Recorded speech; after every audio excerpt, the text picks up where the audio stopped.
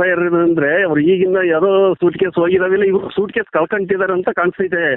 ಯಾಕಂದ್ರೆ ಬಡವರು ದುಡ್ಡನ್ನ ಇವ್ರು ಬಡ್ಡಿ ಮೇಲೆ ಕೊಟ್ರಲ್ಲ, ಬಡವ್ರ ದುಡ್ಡನ್ನೇ ತಗೊಂಡು ಇವ್ರು ಇಟ್ಕೊಂಡು ಸೂಟ್ ಕೇಸ್ ಇವ್ರು ಕಳ್ಕೊಂಡು ಹೋಗ್ತಿದಾವಲ್ಲ. ಯಾಕಂದ್ರೆ ನ್ಯಾಯ ಉಳಿತೈತೆ, ಅನ್ಯಾಯ ಅಳಿಸಿ ಹೋಗ್ತಿದೆಯಲ್ಲ, ಅದೇ ಬೇಜಾರು ಸರ್. ನೂರಾರು ಹೆಣ್ಮಕ್ಳು ಡೈಲಿ ಕಾಲ್ ಮಾಡಿ ಕಣ್ಣೀರ್ ಹಾಕ್ತಿದ್ದಾರೆ. ಪ್ರತಿ ವಾರ ಮೀಟರ್ ಬಡ್ಡಿ ಮೇಲೆ ಬಡ್ಡಿ ಹಾಕ್ತಾ ಇದಾರೆ.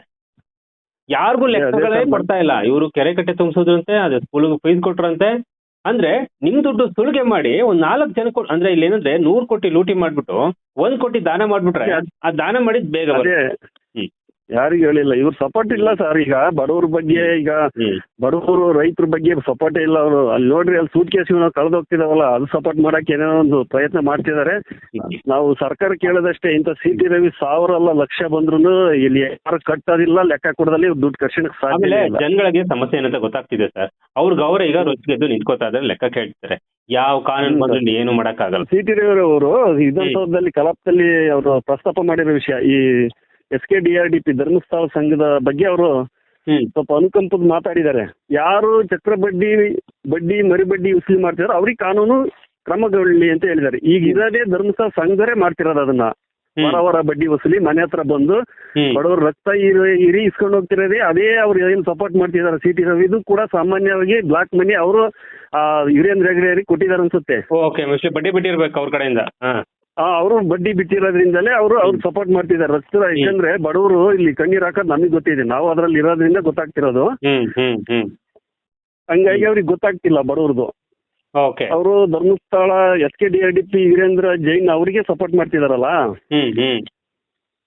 ಅವ್ರಿಗೆ ಕೇಳ್ತೀನಿ. ಇನ್ನೊಂದು ಮತ್ತೆ ಸುಳ್ಳು ದೂರು ನಾವು ಕೊಟ್ಟಿದೀವಿ ಅಂತ ಹೇಳ್ತಿದಾರಲ್ಲ ಏನ್ ಸರ್, ಸುಳ್ಳು ದೂರು ಕೊಟ್ಟಿದ್ರಿ ಇವ್ರು, ಮತ್ತೆ ಕಾನೂನು ಏನ್ ಮಾಡ್ತಿದೆ ಇವರು? ಪೊಲೀಸರು ಏನ್ ಮಾಡ್ತಾರೆ ಅಂದ್ರೆ ಸರ್, ಈಗ ಪೊಲೀಸರು ಏನ್ ಮಾಡ್ತಾರೆ, ಇವ್ರು ಒಬ್ರು ಶಾಸಕರಾಗಿ ಸಚಿವರಾಗಿ CT ರವಿ OT ರವಿ ಅಂತ ಕಾಣಿಸುತ್ತೆ. ಇವ್ರು OT ಅವಾಗ ಹಾಕೊಂಡು ಮೊನ್ನೆ ಒಂದ್ಸರಿ ಸದನದಲ್ಲಿ ಏನೋ ಅವಾಚ್ಯ ಶಬ್ದ ಬಳಸಿರೋದ್ರಿಂದ ಪೊಲೀಸರು ಎಳ್ಕೊಂಡು ಹೋಗಿರ್ತಾರೆ ಅಂತ ಹೇಳಿ ಇವ್ರ ಕಿವಿರೆ ತಲೆಗೆ ಏಟ್ ಮಾಡ್ಕೊಂಡ್ರಲ್ಲ. ಇವ್ರ ಕಿವಿರೆ ತಲೆಗೆ ಏಟ್ ಮಾಡ್ಕೊಂಡು ಬ್ಯಾಂಡೇಜ್ ಹಾಕೊಂಡ್ ಬಂದ್ರಲ್ಲ, ತಲೆ ಕೆಟ್ಟಿದೆ ಅನ್ಸುತ್ತೆ ಅವ್ರಿಗೆ. ಸ್ವಲ್ಪ ನಿಮ್ಮನ್ಸಿಗೆ ಹೋಗ್ಬಿಟ್ಟು ಬ್ರೈನ್ ಸ್ವಲ್ಪ ತೋರ್ಸ್ಕೋಬೇಕು ಅವರು. ಸುಳ್ಳು ದೂರು ಕೊಟ್ಟಿರ್ತಾರೆ. ಸುಳ್ಳು ದೂರು ನಾವು ಈಗ ಸಂಘ 6 ವರ್ಷದಿಂದ 10 ರೂಪಾಯಿ ಕಟ್ಕೊಂಡು ಸುಮಾರು 5,000 ಕೋಟಿ ಆಯ್ತಲ್ಲ, ಅದೆಲ್ಲೋಯ್ತು? ಅದನ್ನ ಲೆಕ್ಕ ಕೇಳ್ತಾ ಇದೀವಿ ಅಂದ್ರೆ ನಾವು ಸುಳ್ಳು ಹಂಗಾರೆ. ಇವ್ರು ಕಳ್ಳರಲ್ಲ. ಈ CT ರವಿ ದೊಡ್ಡ ಕಳ್ಳ, ನಮ್ಗೆ ಗೊತ್ತೈತೆ. ನಾವೀಗ 5,000 ಕೋಟಿ ನಾವೆಲ್ಲ ಉಳಿತಾಯ ಕಟ್ಟಿರೋದು ಕೇಳ್ತಿರೋದು ನಾವು ಸುಳ್ಳು ಹಂಗಾದ್ರೆ. ಬ್ಯಾಂಕ್ ಸ್ಟೇಟ್ಮೆಂಟ್ ಕೇಳ್ತಿರೋದು ಸುಳ್ಳು, ಕಳ್ಳರು ನಾವು. ಇವ್ರು 5,000 ಕೋಟಿ ಲೂಟಿ ಹೊಡೆದಿದಾರಲ್ಲ CT ರವಿ, ಅವ್ರಿಗೆ ಸಪೋರ್ಟ್ ಮಾಡ್ತಾರಲ್ಲ, ಇವ್ರು ಎಂತಾರೆ ಇವರು? ಅಲ್ಲ ಸರ್, ನಂಗೆ ಒಂದ್ ಗೊತ್ತಾಗ್ತಿಲ್ಲ. ಬಡವ್ರ ಪರವಾಗಿ ನಿಂತ್ಕೋಬೇಕಾದಂತವ್ರು ಶ್ರೀಮಂತರ ಪರವಾಗಿ ಮಾತಾಡ್ತಾರಲ್ಲ ಹೆಂಗೆ ಅಂತ. ಅವಾಗ ಹೇಳ್ತಾ ಇದ್ರು, ನಾ ಕೆರೆ ಕಟ್ಟೆಗಳೆಲ್ಲ ತುಂಬಿಸ್ಬಿಟ್ಟಿದ್ದಾರೆ ಅವರು ಅಂತ. ಆದ್ರೆ ಎಷ್ಟೋ ಹಳ್ಳಿಗಳಲ್ಲಿ ಸಂಸಾರಗಳು ಹಾಳಾಗಿದೆಯಲ್ಲ ಸರ್, ಆತ್ಮಹತ್ಯೆ ಮಾಡ್ಕೊಂಡಿದ್ದಾರೆ. ಇವತ್ತು ಕೂಡ ಹಾಸನದಲ್ಲಿ ಸಿಮೆಂಟ್ ಸುರ್ಕೊಂಡು ಸಾಯೋದಕ್ಕೆ ಹೊಟ್ಟಿದ್ರು. ಇದೇ 16,000 ರೂಪಾಯಿ ಕಟ್ಟಿಲ್ಲ ಅಂತ ಧರ್ಮಸ್ಥಳ ಸಂಘದವ್ರು ಕೊಟ್ಟಂತ ಚಾರ್ಜರ್ಗೆ. ಇಷ್ಟೆಲ್ಲ ಗ್ರೌಂಡ್ ರಿಪೋರ್ಟ್ ತಗೊಂಡಿದ್ರು ಕೂಡ ಅದನ್ನ ಮುಚ್ಚಿಟ್ಟು ಮಾತಾಡ್ತಾರೆ ಅಂದ್ಮೇಲೆ ಈ ಮನುಷ್ಯ ಸೋತಿದ್ದಲ್ವಾ? ಅದಕ್ಕೆ ಸರ್ ಸೋಲ್ಸಿರೋದು ಜನ. ಯಾಕಂದ್ರೆ ಬಡವರು ಅನ್ನೋದು ಇವ್ರಿಗೆ ಗೊತ್ತಿಲ್ಲ. ಬಡವ್ರ ಕಡೆಗೆ ಸಪೋರ್ಟ್ ಮಾಡ್ಬೇಕಾದ್ರೆ ಯಾಕೆ ಸೋಲ್ಬೇಕಿತ್ತು ಮನುಷ್ಯ ಇವರು? ನಾವು ಹಿಂದೆ ಬಹಳ ಗೌರವ ಇತ್ತು CT ರವಿಗೆ, ನಾವು ಮುಂಚೆಯಿಂದ ಅವ್ರಿಗೆ ಗೌರವ ಕೊಟ್ಟಾರೆ. ಈಗ ನಾವು ಸಪೋರ್ಟ್ ಮಾಡಿರೋದು ನಾವೇ ಶಿಕ್ಷೆ ಅನುಭವಿಸಂಗ ಆಯ್ತು. ಈಗ ಅವರಿಗೆ ಬಡವ್ರು ಕಾಣಿಸ್ತಿಲ್ಲ ಅವರಿಗೆ, ಹಂಗಾಗಿ ಅವರು ಶ್ರೀಮಂತರಿಗೆ ಸಪೋರ್ಟ್ ಮಾಡ್ತಿದ್ದಾರೆ. ಆಯ್ತು, ಈಗ ಶ್ರೀಮಂತರು ಅಂದ್ರೆ ಅವರು ಕಂಪ್ಲೇಂಟೇ ಆಗಿಲ್ಲ ಅಂತ ಹೇಳ್ತಾ ಇದ್ರಲ್ಲ ಸರ್. ಈಗ ನೀವು ಕೂಡ ಕಂಪ್ಲೇಂಟ್ ಮಾಡಿದ್ರಿ, ಅನೇಕ ಹೆಣ್ಮಕ್ಳು ಕಂಪ್ಲೇಂಟ್ ಮಾಡಿದ್ರು. ಚಿತ್ರದುರ್ಗ ಜಿಲ್ಲೆಗೆ ಬರ್ಲಿ ಸರ್, ಅವ್ರು ಎಷ್ಟು FIR ಆಯ್ದಾವ ಅಂತ ಹೇಳ್ತೀವಿ. ಅವ್ರು ಬರಲ್ಲ, ನೀವೇ ಅವ್ರ ಮನೆಗೆ ಸರ್, ಅವ್ರಿಗೆ ನಿಮ್ಮ ಹತ್ರ ಬರಲ್ಲ. ಅವ್ರು ಇವಾಗ ಬೆಳೆದ್ಬಿಟ್ಟಿದಾರಲ್ಲ, ದೊಡ್ಡವರಾಗ್ಬಿಟ್ಟಿದ್ರೆ ಕೂತ್ಕೊಂಡು ಡೀಲಿಂಗ್ ಯಾವ್ದೆಲ್ಲ ಇರ್ಲಿ ಸರ್. ಈಗ ಪ್ರತಿ ಹೆಣ್ಮಕ್ಳಿಗೂ ನಿಮ್ಮ ಮುಖಾಂತರ ನನ್ನ ಕರೆ ಕೊಡೋದೇನು ಗೊತ್ತಾ? ಪೊಲೀಸ್ ಸ್ಟೇಷನ್ಗೆ ಹೋಗಿ ಕಂಪ್ಲೇಂಟ್ ಕೊಡಿ. ಅವ್ರು ತಗೊಳ್ಳಿಲ್ಲ ಅಂತಂದ್ರೆ ಅದು ಒಂದು ಕಾಪಿಯನ್ನ ಪೋಸ್ಟ್ ಮಾಡಿ, ಯಾರಿಗೆ CT ರವಿಗೂ ಕೂಡ ಪೋಸ್ಟ್ ಮಾಡಿ, ಮುಖ್ಯಮಂತ್ರಿಗಳ ಕಾರ್ಯಾಲಯಕ್ಕೆ ಪೋಸ್ಟ್ ಮಾಡಿ. ಹಾಗೆ ಇದನ್ನ ಕೋರ್ಟ್ ಅಲ್ಲಿ PCR ಹಾಕ್ಸೋದಕ್ಕೂ ಇನ್ನು ರೆಡಿ ಮಾಡ್ಬೇಕು. ಯಾಕಂದ್ರೆ ಅವ್ರು ಹೇಳ್ತಿದಲ್ಲ ಯಾವ್ದು ಕಂಪ್ಲೇಂಟ್ ಆಗಿಲ್ಲ ಅಂತ. ಪಾಪ ಅದ್ ಯಾವ ಬಾಯಿನಲ್ಲಿ ಹೇಳಿದ್ರು ಗೊತ್ತಿಲ್ಲ ಪಾಪ ಮನುಷ್ಯ. ನಾನು ಏನೋ ಅನ್ಕೊಂಡ್ಬಿಟ್ಟಿದ್ದೆ. ತಲೆ ಸರಿ ಇಲ್ಲ ಸರ್ ಅವ್ರಿಗೆ. FIR ಅಂದ್ರೆ ಅವ್ರು ಈಗಿನ ಯಾರೋ ಸೂಟ್ ಕೇಸ್ ಹೋಗಿದಾವಿಲ್ಲ, ಇವ್ರು ಸೂಟ್ ಕೇಸ್ ಕಳ್ಕೊಂತಿದಾರೆ ಅಂತ ಕಾಣಿಸ್ತೈತೆ. ಯಾಕಂದ್ರೆ ಬಡವರು ದುಡ್ಡನ್ನ ಇವ್ರು ಬಡ್ಡಿ ಮೇಲೆ ಕೊಟ್ರಲ್ಲ, ಬಡವ್ರ ದುಡ್ಡನ್ನೇ ತಗೊಂಡು ಇವ್ರು ಇಟ್ಕೊಂಡು ಸೂಟ್ ಕೇಸ್ ಇವ್ರು ಕಳ್ಕೊಂಡು ಹೋಗ್ತಿದಾವಲ್ಲ. ಯಾಕಂದ್ರೆ ನ್ಯಾಯ ಉಳಿತೈತೆ, ಅನ್ಯಾಯ ಅಳಿಸಿ ಹೋಗ್ತಿದೆಯಲ್ಲ. ಆ ಅನ್ಯಾಯದಲ್ಲಿ ಇವರು ಸೂಟ್ ಕೇಸ್ ಹೋಗ್ತಿದಾವೆ ಕಳ್ಕೊಂಡು. ಹಂಗಾಗಿ ಇವರು ಉಳಿಸ್ಕೊಳಕ್ ಏನಾದ್ರು ಅಲ್ಲಿ ಪ್ರಸ್ತಾಪ ಮಾಡಿರ್ಬೋದು ಅಂತ. ಇವ್ರ ದುಡ್ಡು ಕೂಡ ಬಡ್ಡಿ ಬಿಟ್ಟಿರ್ತಾರೆ, ಅಥವಾ ಇವ್ರಿಗೂ ಕೂಡ ಒಂದಷ್ಟು ನಮ್ಮ ಭ್ರಷ್ಟಾಚಾರ ದುಡ್ಡೆಲ್ಲ ಹೋಗಿರುತ್ತೆ. ಈಗ ಜನ ಕಟ್ಟಲ್ಲ ಅಂತ ಹೇಳ್ತಾ ಇಲ್ಲ, ಕಟ್ಟಿದೀನಿ ಅಂತ ಹೇಳ್ತಾ ಇದಾರೆ, ಎಲ್ಲರೂ ಕಟ್ತಾ ಇದಾರೆ. ನಾನೇ ಉದಾಹರಣೆ ನಾನೇ ಇದೀನಲ್ಲ ಸರ್, 4 ಈಗ 6ನೇ ವಾರ ಕಟ್ತಿಲ್ಲ, ನಾನು ಇಲ್ಲಿವರೆಗೂ ಕಟ್ಟಿದ್ದೀನಿ. ಡಿಫಾಲ್ಟ್ರು ಸುಳ್ಳು ಕೇಸು, ಅವ್ನಿಗೆ ತಲೆ ಸರಿ ಇದ್ದಿದ್ರೆ ಮಾತೇ ಆಡ್ತಿರ್ಲಿಲ್ಲ. ರಕ್ತ ಬಸ್ತು ಸರ್ ಕಟ್ಟಿರೋದು. 6 ವರ್ಷದಲ್ಲಿ ಒಂದು ದಿವಸನೂ ನಿಲ್ಸಿಲ್ಲ ನಾವು, ಒಂದು ವಾರನು ಪ್ರತಿ ವಾರ ಕಟ್ಟಿದೀವಿ. ಅವ್ ಏನ್ ತಿಂದಿ ಹೇಳ್ತಿದಾರ ನಮ್ಗೆ ಗೊತ್ತಿಲ್ಲ, ಹಂಗೆ ಗೊತ್ತಿರುತ್ತೆ ಅನ್ಸುತ್ತೆ. ಆಮೇಲೆ ಮತ್ತೆ ಇನ್ನೊಂದನ್ನ ಪ್ರಸ್ತಾಪ ಮಾಡಿದ್ದಾರೆ, ಡೈರಿಗಳಿಗೆ ಸಹಾಯ ಮಾಡ್ತಾರೆ. ಡೈರಿಗೆ ಹಾಕಿದಾನಲ್ಲೇ ಕೈ ಈಗ ವೀರೇಂದ್ರ ಹೆಗ್ಡೆ. ಎಲ್ಲ ಆಯ್ತು ಸರ್. ಈಗ ರೈತರು ಹೈನುಗಾರಿಕೆ ಮಾಡ್ಕೊಂಡು ಡೈರಿನ ಬೆಳೆಸ್ಕೊಂಡು ಅವರಿಂದ ಆದಾಯನೋ ಏನೋ ಕಷ್ಟ ಸುಖ ಬೆಳೀತಿದಾರಲ್ಲ, ಈಗ ಎಲ್ಲ ಆಯ್ತು. ಈಗ ಡೈರಿ ಕೈ ಇಕ್ಕಿದ್ದಾರೆ ಈಗ ಇದರಲ್ಲಿ ಸರ್ಕಾರದ KMF ಇದೆಯಲ್ಲ, ಅದಕ್ಕೆ ಕೈ ಇಕ್ತಿದ್ದಾರೆ ಈಗ. ಅದನ್ನು ಪ್ರಸ್ತಾಪ ಮಾಡಿದಾರೆ ನೋಡ್ರಿ ಅದ್ರಲ್ಲಿ.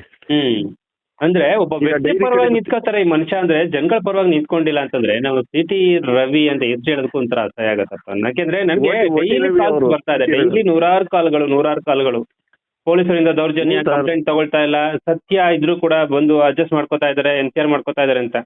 ಇನ್ನು ಮೇಲೆ ಎಲ್ಲಾ ಹೆಣ್ಣು ಮಕ್ಕಳು ಕೂಡ ಅವರು CT ರವಿ ಅವ್ರಿಗೆ ಒಂದು ಕಂಪ್ಲೇಂಟ್ ಹಾಕಿ ಡೈರೆಕ್ಟ್, ಈ ತರ ಮೋಸ ಆಗಿದೆ ಸರ್, ನಂಗೆ ನ್ಯಾಯ ಕೊಡ್ತೀವಿ, ಮೋಸ ಆಗಿದೆ ನ್ಯಾಯ ಕೊಡ್ತೀವಿ ಮಾಡ್ಲಿ, ಅದೆಲ್ಲ ಲೆಕ್ಕ ಇಟ್ಕೊಳ್ಳಿ. ನೆಕ್ಸ್ಟ್ ಆದ್ರೂ ಕೂಡ ನಾವೆಲ್ಲ ತಲುಪಿಸ್ಬೇಕು, ತಲುಪಿಸುವ ಹೇಳ್ತೀವಿ ಸರ್ ಅದ್ರ ಬಗ್ಗೆ. ಅದಕ್ಕೆ ನಾವು ಈಗ ನೋಡಿದ ತಕ್ಷಣ ನಿನ್ನೆ ನಮಗೆ ಬಹಳ ಬೇಜಾರಾಯ್ತು. ಯಾಕಂದ್ರೆ ಬಡವರಾಗೆ ಉಳಿದು ಬಡವರು ರಕ್ತ ಹೀರ್ಕೊಂಡು ಬಡ್ಡಿ ವಾರ ಅವ್ರಿಗೆ ಅರ್ಥ ಆಗ್ತಿಲ್ಲ ಅನ್ಸುತ್ತೆ ಸರ್. CT ರವಿಯವರಿಗೆ ವಾರ ಬಡ್ಡಿ ಯಾರು ವಸೂಲಿ ಮಾಡ್ತಿದಾರೆ ಪಾಪ. ಯಾರೋ RBI ರೂಲ್ಸ್ ಇರೋರು, ಮೈಕ್ರೋ ಫೈನಾನ್ಸ್ ಇದಾವೆ, ಅವ್ರ ಮೇಲೆ ಇವ್ರು ದೂರ್ತಿದಾರೆ ಹೊರತು ಅವ್ರು ತಿಂಗಳ ಬಂದ್ ಕಟ್ಸ್ಕೊಂತಿದ್ದಾರೆ ಕೆಲವರು.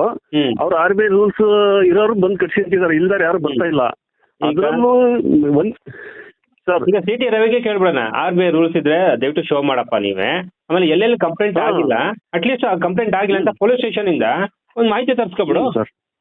ಕಂಪ್ಲೇಂಟ್ ಆಗಿಲ್ಲ ಅಂತ ಜನ ನಾಳೆಯಿಂದನೇ ಫೈರ್ ಮಾಡಕ್ ಶುರು ಮಾಡ್ತಾರೆ, ನಿಮ್ಗೆ ನಾಳೆಯಿಂದ ಲೆಟರ್ ಬರೆಯಕ್ಕೆ ಶುರು ಮಾಡ್ತಾರೆ ಕಂಪ್ಲೇಂಟ್ ಹಿಂಗ್ ಆಗಿದೆ ಅಂತ. ಇವತ್ತು ಜನ ನ್ಯಾಯ ಕೊಡಿಸ್ತಾರೆ ಅಂತ ನಿಂತ್ಕೋಬಾರ್ದು, ತಮಗ್ ತಾವೇ ನ್ಯಾಯ ಕೊಡಿಸ್ಕೊಳ್ಳೋದಕ್ಕೆ ಇನ್ಮೇಲಿಂದ ದನಿ ಎತ್ತಿದ್ರೆ ಮಾತ್ರ ಅವ್ರು ಬದುಕ. ಇಂತ ರಾಜಕಾರಣಿಗಳ ಗೆಲ್ಲಿಸ್ಬಿಟ್ಟು ಆ ಬೂಟ್ ಕಾಲಲ್ಲೇ ತುಳಿಸ್ಕೊಂಡಂಗಾಯ್ತು. ಇವಾಗ ಇವತ್ತಿನ ಪ್ರಜಾಪ್ರಭುತ್ವದಾಗೆ ನಿಮ್ಮಂತವ್ರು ನ್ಯಾಯ ಕೊಡ್ಸ್ಲಿಕ್ಕೆ ಬಂದಿದ್ದಾರೆ ಅಂದ್ರೆ ನ್ಯಾಯ ನಾವೇ ಕೊಡ್ಕೋಬೇಕು ಸರ್. ಹೋರಾಟ ಮಾಡಿ ಸಿಗೋದು ನ್ಯಾಯ, ಮನೇಲಿ ಕೂತ್ರೆ ನ್ಯಾಯ ಸಿಗಲ್ಲ. ಉದಾಹರಣೆ ನಾನ್ ನ್ಯಾಯ ಕೇಳಕ್ ಹೊಲ್ಟಿದೀನಿ, ನನ್ನ ಹತ್ರಕ್ಕೆ ಬರ್ತಿಲ್ಲ ಯಾರು. ಅದೇ ಧರ್ಮಸ್ಥಳ ಸಂಘದ ವೀರೇಂದ್ರ ಹೆಗ್ಡೆ SKDRDP ಅವ್ರಿಗೆ ನಾನು ಸವಾಲು, CT ರವಿಗೂ ಹಾಕ್ತಿದ್ದೀನಿ ಸವಾಲು. ನಾನ್ ಕಟ್ಸಿಲ್ಲ, ನನ್ ಲೆಕ್ಕ ಕೊಡಕ್ಕಾಗತ್ತ, ಕೊಟ್ಟು ಕಟ್ಸಿಲ್ಲ ಅವ್ರು. ನೀವು ಕಟ್ಟೇ ಇಲ್ಲ, RBI ರೂಲ್ಸ್ ಐತಿ ಏನ್ ಸರ್? ನೀವು ದುಡ್ಡು ಕಟ್ಟಿದಾಗ ನಿಮ್ಗೆ ನೋಟಿಸ್ ಗಿಟಿ ಸೇರಿ ಕೂಡ ಬಂದಿಲ್ಲ? ಏನಿಲ್ಲ ಸರ್, ಈಗೆಲ್ಲ 2ನೇ ತಿಂಗಳು ರನ್ನಿಂಗ್ ನಾನು ನಿಲ್ಸಿರೋದು. CT ರವಿಗೆ ಹೇಳ್ತಿದ್ದೀನಲ್ಲ, ನಾನು ಕಟ್ಟಲ್ಲ, ಬಂದು ಲೆಕ್ಕಕ್ಕೆ ನಾನು ಕೇಳಿದ್ದೇನು passbook, bank statement, RBI licence ಕೊಡೋದು ನಿಲ್ಸಿ ನನ್ನ ಹತ್ರಕ್ಕೆ ಬಂದಿಲ್ಲ. ನಾನು ನಿಜವೂ ತುಂಬಾ ಅಸಹ್ಯ ಆಗಿದೆ ಅಂದ್ರೆ ಆ ಮನುಷ್ಯ ಮಾತಾಡ್ಬೇಕಾದ್ರೆ ಒಬ್ಬ ವ್ಯಕ್ತಿ ಪರವಾಗಿ ಮಾತಾಡದ್ನಲ್ಲ, ಶ್ರೀಮಂತರ ಪರವಾಗಿ ಮಾತಾಡದಲ್ಲ ಅಂತ ಒಂದು ತುಂಬಾ ಅಸಹ್ಯ ಆಗ್ತಾ ಇದೆ ಸರ್. ಸರ್ ನೂರಾರು ಹೆಣ್ಮಕ್ಳು ಡೈಲಿ ಕಾಲ್ ಮಾಡಿ ಕಣ್ಣೀರ್ ಹಾಕ್ತಿದ್ದಾರೆ. ಪ್ರತಿ ವಾರ ಮೀಟರ್ ಬಡ್ಡಿ ಮೇಲೆ ಬಡ್ಡಿ ಹಾಕ್ತಾ ಇದ್ದಾರೆ. ಯಾರಿಗೂ ಲೆಕ್ಕಗಳೇ ಕೊಡ್ತಾ ಇಲ್ಲ. ಇವರು ಕೆರೆ ಕಟ್ಟೆ ತುಂಬಿಸೋದ್ರಂತೆ, ಅದೇ ಸ್ಕೂಲ್ಗೆ ಫೀಸ್ ಕೊಟ್ರಂತೆ.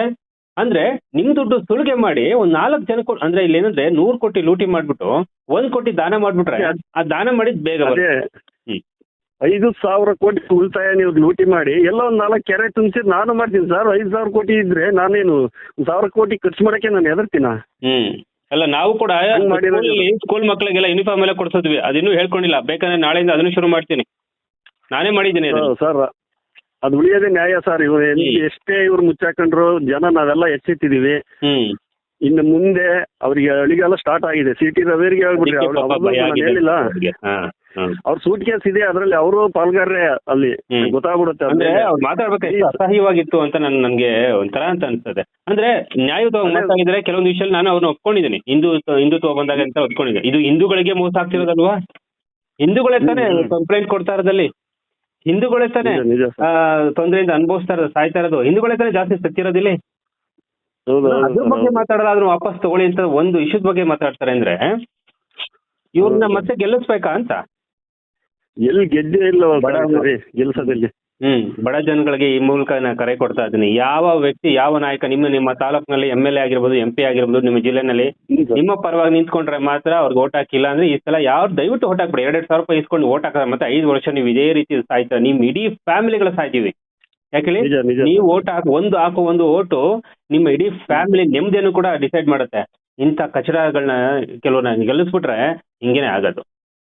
ನಿಜ ಸಿಟಿ ಸರ್, ರವಿಗೆ ನಿಜ, ನಾನು ನಿಜ. ಕೂಡ ಹೇಳ್ತೀನಿ, ಇಮೇಲೆ ಎಲ್ಲ ಹೆಣ್ಮಕ್ಳು ಕೂಡ ಸಿಟಿ ರವಿ ಅವ್ರ ಅಡ್ರೆಸ್ ಕೊಡ್ತೀನಿ, ಅವ್ರಿಗೆ ಒಂದು ಹ್ಮ್. ಕಂಪ್ಲೇಂಟ್ ಕಾಪಿನ ಕಳಿಸಿ, ಒಂದು ಕಂಪ್ಲೇಂಟ್ ಒಂದು ಹ್ಮ್. ಪೊಲೀಸ್ಗೆ ಒಂದು ಕೊಡಿ, ಒಂದು ಸಿಟಿ ರವಿಗೆ ಒಂದು ಕೊಡಿ, ಒಂದು ಮುಖ್ಯಮಂತ್ರಿಗಳು ಒಂದು ಕೊಡಿ, ಅಟೆಸ್ಟ್ ಮಾಡಿ ಹ್ಮ್.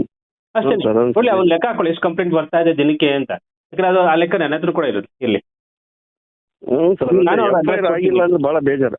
ಹ್ಮ್ ಅದ ಪೊಲೀಸ್ ಸುಳ್ಳು ಸ್ಟೇಷನ್ ಕೇಸ್ ಕಂಪ್ಲೇಂಟ್ ಅಂದ್ರೆ ತಗೋತಾ ಇಲ್ಲ, ಕಂಪ್ಲೇಂಟ್ ತಗೋತಾ ಇಲ್ಲ. ತಗೊಳ್ತಾ ಈಗ. ಹಾ ಕೇಳಿದ್ರ ಇಲ್ಲ, ಸರ್. ಕಂಪ್ಲೇಂಟ್ ತಗೋತಾ ಇದಾರೆ ಅಂತ ಕೇಳಿದ್ರ? ಇಲ್ಲ ಇಲ್ಲ ಬಡ ಕೇಳಿಲ್ಲ. ಜನರು ಪಾಪ ಊಟಕ್ಕೆ ಗತಿ ಇರಲ್ಲ, ಅವ್ರು ಕೋರ್ಟ್ಗೆ ಹೋಗ್ತಾರ, ನೋಡಿ ಸರ್, ನೋಡಿ ಮತ್ತೆ ಯಾವ ಮಟ್ಟಕ್ಕೆ ಮಾತಾಡ್ತಾರೆ ನಿಂತ್ಕೊಂಡು ಇವ್ರು ಅಂತಂದ್ರೆ, ಅಟ್ಲೀಸ್ಟ್ ಇವಾಗ ತಲೆಗೆಲ್ಲ ಕೆಟ್ಟೋಗ್ಬಿಟ್ಟಿದ್ಯಾ ಅಂತ.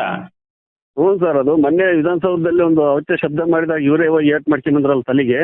ಇವರೇ ಹೊಡ್ಕೊಂಡಿದ್ದ, ಇವರೇ ಹೊಡ್ಕೊಂಡಿದ್ದು ಅದು. ಇವರೇ ಪೊಲೀಸರು ಈಗ ಹೊಡ್ಬಿಟ್ರು, ತಲೆಗೆ ಹೊಡ್ಬಿಟ್ರು ಅಂತ ಪಾಪ ಅಳ್ತಾ ಕೂತಿದ್ರು ನೆಲದಲ್ಲಿ ಕೂತ್ಕೊಂಡು. ಹ್ಞೂ ಸರ್, ಅವಳು ಕೂಡ ನಾನು ಸುದ್ದಿ ಪೊಲೀಸ್ ಮಾಡಿದ್ದೆ ಪಾಪ, ಯಾಕೆ ಹಿಂಗೆ ಪೊಲೀಸರ ದೌರ್ಜನ್ಯ ಅಂತ. ಆದ್ರೆ ಇವತ್ತು ಪೊಲೀಸರು ಕಂಪ್ಲೇಂಟ್ ತಗೋತಿಲ್ಲ ಅಂದ್ಮೇಲೆ ಇವ್ರು ಫೋನ್ ಮಾಡಿ ಕಂಪ್ಲೇಂಟ್ ತಗೊಳಪ್ಪ ಅಂತ ಹೇಳ್ತಾ ಇಲ್ಲ ಇವರು. ಯಾರು ಹೇಳಿದ್ದಾರೆ? ಯಾರಿಗೂ ಹೇಳಿಲ್ಲ. ಇವ್ರು ಸಪೋರ್ಟ್ ಇಲ್ಲ ಸರ್. ಈಗ ಬಡವ್ರ ಬಗ್ಗೆ, ಈಗ ಬಡವರು ರೈತರ ಬಗ್ಗೆ ಸಪೋರ್ಟೇ ಇಲ್ಲ ಅವರು. ಅಲ್ಲಿ ನೋಡ್ರಿ, ಅಲ್ಲಿ ಸೂಟ್ ಕೇಸ್ ಕಳೆದು ಹೋಗ್ತಿದಾವಲ್ಲ, ಅದು ಸಪೋರ್ಟ್ ಮಾಡಕ್ಕೆ ಏನೋ ಒಂದು ಪ್ರಯತ್ನ ಮಾಡ್ತಿದ್ದಾರೆ.